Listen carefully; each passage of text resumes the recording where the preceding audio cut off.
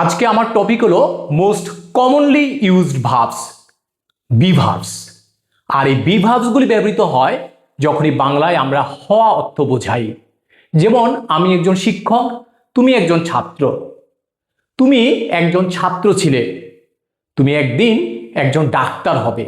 এরকম হওয়া অর্থে যে ভার্বগুলি ব্যবহৃত হয় সেগুলি হলো বি ভার্বস। এই বি ভার্বসের মূলত 5টা ফর্ম আছে। একটা হলো বেস ফর্ম, একটা হলো প্রেজেন্ট ফর্ম, একটা পাস্ট ফর্ম, একটা পাস্ট পার্টিসিপল ফর্ম এবং আরেকটা হলো প্রেজেন্ট পার্টিসিপল ফর্ম। আমরা এটাকে পারফেক্ট পার্টিসিপল ফর্মে বা জেরান্ড ফর্মও কিন্তু ইউজ করতে পারি। এখন প্রথমে যে বেস ফর্মটা কখন ইউজ হয়? যখন আমি কাউকে কোনো কিছু অর্ডার করব, কাউকে কোনো কিছু রিকোয়েস্ট করব, কাউকে কোনো কিছু প্রহিবিশন বা নিষেধ করব। যেমন কাউকে আমি অ্যাডভাইস দিলাম বা অর্ডার করলাম যে তুমি চুপ থাকো, তাহলে বি কোয়াইট। যখনই আমরা কাউকে অর্ডার করব বা অ্যাডভাইস দেব তখন প্রথমে আমাদের বিটা লাগাতে হবে। তারপরে যদি আমাদের অ্যাডজেক্টিভ থাকে অ্যাডজেক্টিভ হবে। তারপরে যদি আমি কাউকে নিষেধ করতে চাই কোনো কিছু তখন একটা ডোন্ট লাগাবো। যেমন তুমি স্বার্থপর হবে না, ডোন্ট বি সেলফিশ। এবার তাকে সুখী হতে দাও, তাহলে আমি কাউর জন্য অনুরোধ করছি, তখন আমরা যার জন্য অনুরোধ করছি তখন লেট লিখে তার কথা লিখে বি লিখে তারপরে আমরা অ্যাডজেক্টিভটা লিখে দেব। নেক্সট যে ফর্মটা they will be happy I want to be a doctor, এই বি ফর্মটা তাহলে কখন হয়? যখন কোনো আদেশ করব, উপদেশ করব, অনুরোধ করব তখন প্রথমেই বাক্যের শুরুতে আমরা বি লিখব। আর যদি নিষেধ করি তখন ডোন্ট লিখব। আবার যখন কারোর জন্য কোনো কিছু অনুরোধ করব তখন লেট দিয়ে স্টার্ট করব। এটা আবার আমরা কিন্তু মডেলসের পরে ইউজ হয়। যেমন দে উইল বি হ্যাপি, এই উইলটা কিন্তু মডেল। এই মডেলের পরে কিন্তু বি ভার্বসের যে বেস ফর্ম সেটা ব্যবহৃত হবে, দে উইল বি হ্যাপি। আবার টু যে থাকবে এই টু এর পরেও কিন্তু ইনফিনিটিভ টু যেটা, সেটার পরেও কিন্তু বি ভার্বের বেস ফর্ম বসবে। যেমন I want to be a doctor. তাহলে আমরা দেখলাম কাউকে যখন কোনো কিছু আদেশ করব বা উপদেশ করব তখন আমরা অনুরোধ করব বা নিষেধ করব তখন বি অথবা ডোন্ট বি লিখব। তারপরে প্রেজেন্ট ফর্মটা কখন ইউজ হবে? মনে রাখতে হবে এই বি ভার্বসের মধ্যে যে প্রেজেন্ট ফর্মটা এমিজার বা ওয়াজওয়েটটা, এটা কিন্তু অক্সিলিয়ারি ভার্ব হিসেবে ইউজ হতে পারে, আবার কিন্তু মেইন ভার্ব হিসেবে ইউজ হতে পারে। যেমন এখানে একটা সেন্টেন্স দেখলাম আই এম হ্যাপি, বলতে চাইছি আমি সুখী। আর একটা জিনিস মনে রাখতে হবে, আমি সুখী আমরা কিন্তু বাংলায় আমি হই সুখী এই হই কথাটা কিন্তু লিখি না। তুমি হও সুখী এই হও কথাটা কিন্তু আমরা বাংলাতে লিখি না। কিন্তু যখন আমরা ইংরেজিতে ট্রান্সলেট করব বা ইংরেজিতে কথাটা বলতে যাব তখন কিন্তু আমাদের অবশ্যই হই বা হও বা হয় এটার পরিবর্তে কিন্তু এম ইজ আর লিখতে হবে। তাহলে আমি হই সুখী, তাহলে আমি হই সুখী বলি না, আমরা বলি আমি সুখী, তাহলে হবে আই এম হ্যাপি। আমার বন্ধুরা happy, my friends are happy.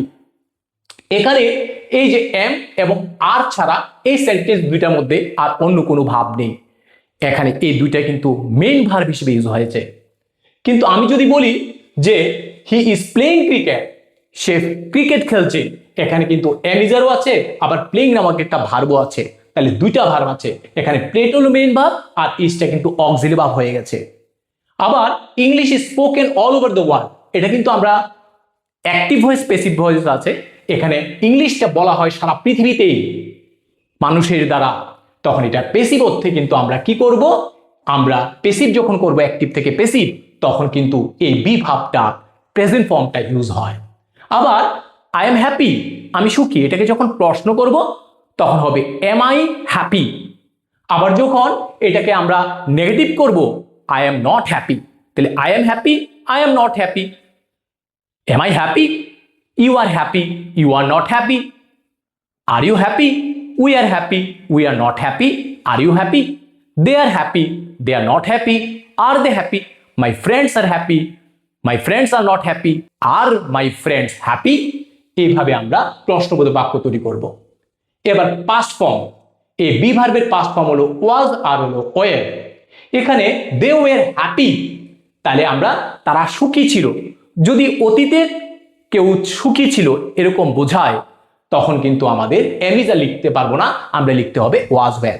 অর্থাৎ বর্তমানে কোনো কিছু হওয়া যদি বোঝাই তখন হবে এম ইজ আর অতীতে ছিলাম অর্থে তখন কিন্তু ওয়াজ বা ওয়্যার হবে। যেমন এটাকে যদি বলি দে ওয়্যার হ্যাপি, তারা সুখী ছিল, তারা সুখী ছিল না, তাহলে হবে দে ওয়্যার নট হ্যাপি।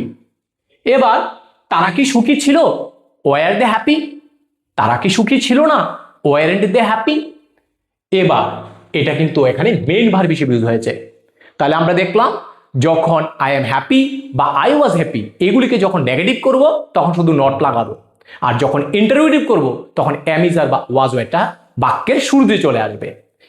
এখানে মেইন ভার্ব হিসেবে কাজ হয়েছে, কিন্তু দে ওয়্যার প্লেইং ক্রিকেট, এখানে কিন্তু ওয়্যার এবং প্লেইং দুইটা ভার্ব আছে। এই ওয়্যারটা দিয়ে কিন্তু টেন্সটা চিনে যাচ্ছে, এটা হলো কি অক্সিলারি ভার্ব, আর প্লেইংটার কিন্তু অর্থ আছে, এটা হয়ে যাবে main verb. Cricket was played by them, এটা কিন্তু প্যাসিভ ভয়েসে আমরা করতে গেলেও এই ওয়াজ বা ওয়্যারটা কিন্তু পাস্ট ইনডিফিনিট টেন্সের ক্ষেত্রে ইউজ হয়। পাস্ট পার্টিসিপল ফর্ম কি আমরা জানি, পাস্ট পার্টিসিপল ফর্ম হলো বিন, BWN বিন। যেমন he has been happy for 5 years, যেমন আমি হ্যাপি, তাহলে আই এম হ্যাপি, কিন্তু সে 5 বছর ধরে হ্যাপি ছিল, তাহলে এখানে একটা পিরিয়ড চলে এসছে বা পয়েন্ট অফ টাইম চলে এসছে। কোথাও আমাদের ফর লিখতে হবে, কোথাও আমাদের সিন্স, যেমন 2011 থেকে, তাহলে 2011 পয়েন্ট অফ টাইম মেনশন করেছে, সিন্স 5 বছর ধরে, এখানে পিরিয়ড অফ টাইম আছে। যদি এরকম পিরিয়ড অফ টাইম বা পয়েন্ট অফ টাইম থাকে তখন কিন্তু আই এম হ্যাপি বলতে পারবো না, তখন আমাদের ওই যে পাস্ট পার্টিসিপল ফর্ম বিনটা ইউজ করতে হবে, তার আগে একটা হ্যাভ বা হ্যাজ ইউজ করতে হবে।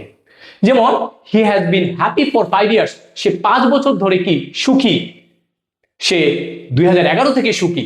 এখন যখন আমরা বলবো সে সুখী ছিল কোনো একটা সময় 5 বছর ধরে, কিন্তু এখন সে সুখী না, তখন কিন্তু আমরা হ্যাভ বিন বা হ্যাজ বিন লিখতে পারবো না, তখন লিখতে হবে হ্যাড বিন হ্যাপি। যেমন he had been happy for 5 years, সে 5 বছর ধরে সুখী থাকবে, তাহলে সে সুখী হবে, হি উইল বি হ্যাপি, কিন্তু সে 5 বছর ধরে সুখী থাকবে, তখন কিন্তু আমাদের করতে হবে he will have been happy for 5 years.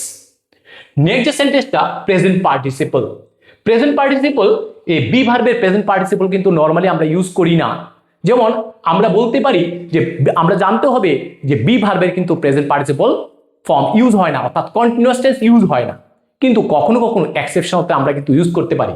যেমন সে সব সময় নরমালি কি থাকে, সে আনহ্যাপি থাকে, কিন্তু স্পেশালি আজকের দিনে সে কিন্তু হ্যাপি, এরকম যদি বোঝায় তখন কিন্তু আমরা লিখতে পারবো he is being happy today. Next যে ইউজটা আমরা দেখবো সেটা হলো পারফেক্ট পার্টিসিপল, হ্যাভিং প্লাস ভার্বের থার্ড ফর্ম মানে বিন। হ্যাভিং বিন টায়ার্ড, ক্লান্ত হওয়াতে he went to bed early, সে ঘুমোতে গিয়েছিল তাড়াতাড়ি করে। এবার জেনান্ট, জেনান্ট মানে ভার্বের সাবজেক্ট হিসেবে কাজ করবে, ভার্বের অবজেক্ট হিসেবে কাজ করবে, প্রিপোজিশনের অবজেক্ট হিসেবে কাজ করবে।